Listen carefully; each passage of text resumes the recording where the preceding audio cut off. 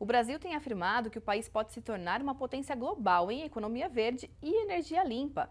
Segundo o governo federal, 2/3 da energia gerada no Brasil é de matriz limpa. A biomassa de cana representou 15,4% da oferta interna de energia no Brasil em 2022. E no setor agropecuário, a produção de etanol de cana-de-açúcar é um dos exemplos do alto índice de aproveitamento da biomassa da cana. E para falar sobre soluções inovadoras que impulsionam a transição energética da indústria brasileira, a gente conversa agora com o Bruno Laviola, que é chefe adjunto de pesquisa e desenvolvimento da Embrapa Agroenergia. Bruno, seja muito bem-vindo ao Planeta Campo. Olá, Ian. Muito obrigado aí pela oportunidade de estar aqui com vocês hoje.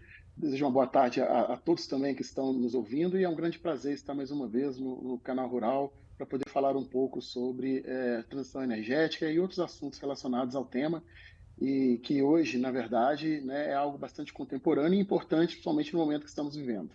Com certeza, Bruno. Inclusive, eu quero começar te perguntando, qual que é o papel da biomassa na matriz energética brasileira, qual que é o potencial de crescimento dessa biomassa, quais os nossos desafios e oportunidades associados aí ao aumento do uso de biomassa e também de resíduos do campo como fontes produtoras de energia limpa.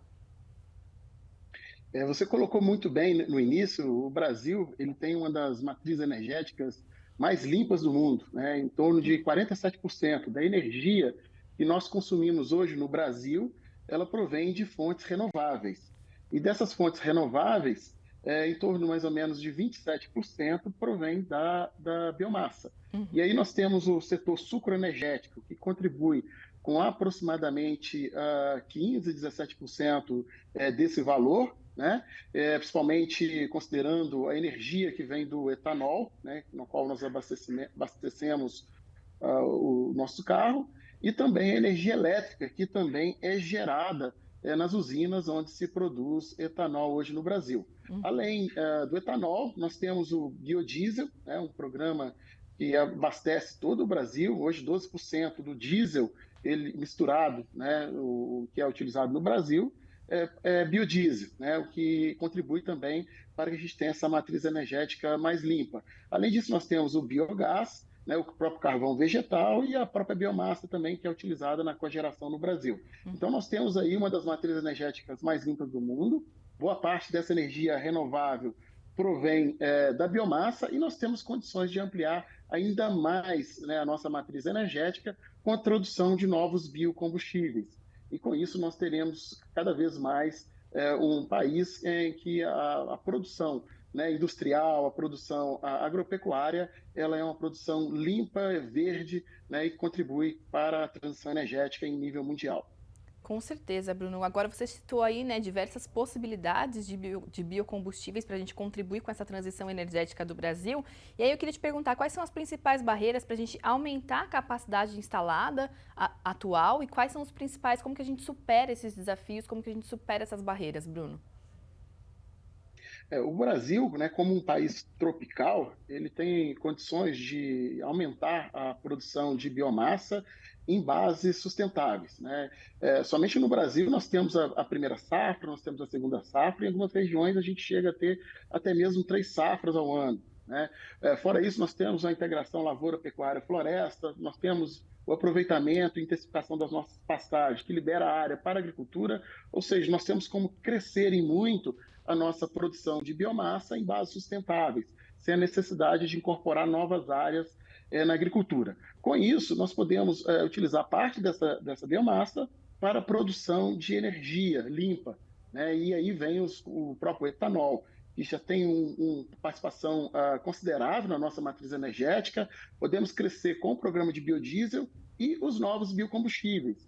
E dentre esses novos biocombustíveis, a gente destaca os combustíveis sustentáveis de aviação, que é o bioquerosene, que pode substituir a querosene de base não renovável, e também outros combustíveis, como o próprio diesel verde, que seria um diesel renovável, no qual você tem aí uma molécula muito semelhante ao diesel de base não renovável. Então, todos esses novos biocombustíveis podem ser utilizados, podem ser produzidos a partir das nossas biomassas. E, sem dúvida nenhuma, entre os países do mundo, o Brasil é um dos únicos que pode crescer a agricultura de alimentos paralelamente à agricultura de energia, sem que haja a competição de uma agricultura com a outra. Perfeito, né? E você falou aí do etanol e a gente tem uma possibilidade muito interessante que é o etanol de segunda geração, né? Como que a gente pode avançar nesse sentido, né, na geração desse etanol de segunda geração? Você tocou num ponto bastante interessante, né? O Brasil hoje ele é o segundo maior produtor mundial de etanol, os Estados Unidos é o principal produtor, né? Na sequência vem o Brasil e somos também o maior produtor mundial de cana-de-açúcar, né? E imagina se nós pudermos aproveitar não só a sacarose da cana, mas aproveitar a planta inteira e converter boa parte dessa planta em etanol. Então, quando se trabalha com etanol de segunda geração, essa é a lógica, né? Não só aproveitar a sacarose que a planta produz, mas também converter parte da biomassa, né, em sacarose e, com isso, tornar esse açúcar, né, fermentável pelas leveduras, produzindo assim mais etanol. E aí é interessante que, se aproveitarmos toda a planta, né, nós temos a possibilidade aí de avançarmos para ser um dos maiores produtores de etanol no mundo, né, podendo ser o maior produtor mundial de etanol no mundo, sem necessidade de aumentar a área de plantio, né, o que é bastante interessante. E com isso também vai muito na lógica das biorefinarias e da economia circular, no qual a gente aproveita de forma mais eficiente os resíduos e produtos da cadeia de produção, gerando mais valor, mais eficiência e com isso também no final gerando mais energia. Com certeza, né? A gente vê a indústria da cana aí com essa circularidade ali no centro das questões, né? Quando a gente fala da produção agropecuária ali da cana. E aí eu queria te perguntar também, Bruno, como é que a Embrapa está contribuindo para a gente maximizar ainda mais o processo, né? Essa eficiência, né? Como que a gente pode aumentar cada vez mais tudo isso? Bom, no caso do setor de etanol, a Embrapa ela tem desenvolvido algumas ações específicas, como, por exemplo, ações voltadas ao desenvolvimento de canas-de-açúcar, que tem a produção mais concentrada de sacarose. Então, com isso, você aumenta a produtividade de sacarose e, aumentando a produtividade de sacarose, né, por unidade área, ou seja, por hectare, você também aumenta a produção e a produtividade de etanol. Essa é uma das estratégias. Temos trabalhado também por meio da transformação genética para tornar, né, essa biomassa ela mais digerível, né, e com isso converter, por exemplo, celulose e hemicelulose em sacarose, para também aumentar a produtividade. E temos trabalhado também em processos relacionados à fermentação da cana-de-açúcar. É possível ainda melhorar as leveduras que são utilizadas na indústria, tornando esse processo ainda mais eficiente. Então, eu citei aqui mais ou menos 3 estratégias que contribuem diretamente para o aumento da produção de etanol por unidade diária, né, seja na parte agrícola e também na indústria. E todo esse trabalho ele tem sido feito em bases sustentáveis, que nós queremos também que os processos eles sejam mais eficientes, mas esses processos também emitam menos, né, tornando aí a produção de cana-de-açúcar cada vez mais verde, etanol também cada vez mais verde no Brasil.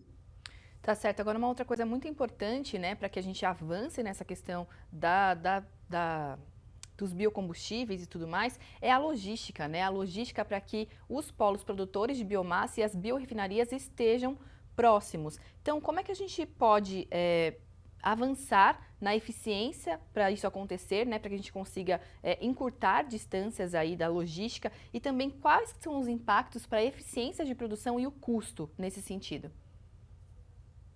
Bom, nós aqui na Embrapa, a gente sempre comenta que a indústria, né, ela deve se posicionar em função de onde está a matéria-prima que vai ser utilizada, principalmente quando se fala sobre o aspecto de logística, né? O combustível é algo que tem que ser trabalhado, né, a baixos custos, né? E não é um produto de alto valor, né? E ele precisa ser competitivo ao produto que é de base do petróleo, né? Então, assim, o posicionamento da matéria-prima e a distância dessa matéria-prima até a usina é fundamental para que a gente possa ter aí uma produção de baixo custo. No passado, nós já tivemos experiências ruins no Brasil, onde se instalou, por exemplo, posso citar até usinas de biodiesel, né, em regiões onde não se tinha matéria-prima. E com isso, essas usinas tiveram muita dificuldade de operar, né, a custos que garantissem alguma rentabilidade. Né? E no caso, por exemplo, do setor do etanol, a logística ela é mais importante ainda. E eu gostaria de citar aqui, por exemplo, o desenvolvimento da indústria do etanol de milho, né, em que se aproveitou uma grande disponibilidade de matéria-prima, né, produção de milho de segunda safra no Mato Grosso, e passou a se desenvolver. Hoje, mais de 10% do etanol produzido no Brasil, ele vem do etanol de milho. E foi uma indústria que se desenvolveu toda baseada na logística, ou seja, você tinha ali uma grande quantidade de matéria-prima e a indústria começou a se desenvolver. E com isso, o interessante também é que você desenvolve uma indústria de etanol que impacta em outras indústrias. Por exemplo, na produção do etanol de milho, se gera um composto chamado DDG, e esse composto é muito interessante, né, para a nutrição animal. E aí, a partir do aproveitamento de uma matéria-prima, você começa a impactar positivamente no desenvolvimento de outra cadeia produtiva, como, por exemplo, a cadeia animal. E aí, a gente sempre fala o seguinte, a produção de energia no Brasil, ela também gera a produção de alimentos. E esse, o exemplo do etanol de milho é um exemplo clássico, em que, em função do aproveitamento de uma matéria-prima e seus resíduos, se desenvolveram outras cadeias produtivas, gerando emprego, renda, desenvolvimento regional e aumentando a produção de alimentos no Brasil. É um ciclo virtuoso, né, dessa produção local e dessa proximidade aí, logística entre os polos produtores de matéria-prima e as biorrefinarias. Bruno, muito obrigada pela sua participação aqui com a gente hoje. Foi um prazer conversar com você e entender um pouquinho mais desse nosso cenário aí de produção de biocombustíveis. Eu agradeço, foi um prazer participar com vocês aqui e até a próxima. Até, Bruno. Bom trabalho para vocês aí na Embrapa. Planeta Campo, patrocínio. JBS, há 70 anos alimentando o que alimenta o mundo. UPL, reimaginando a sustentabilidade. Apoio, SLC Agrícola, produzindo com eficiência e sustentabilidade. Infinity, gestão de resíduos. Campo Forte, o nosso forte é fazer você produzir mais. Cotton Wrap, melhor solução para enfardamento de algodão, 100% brasileira. Associação Brasileira dos Criadores de Zebu, a BCZ de todos.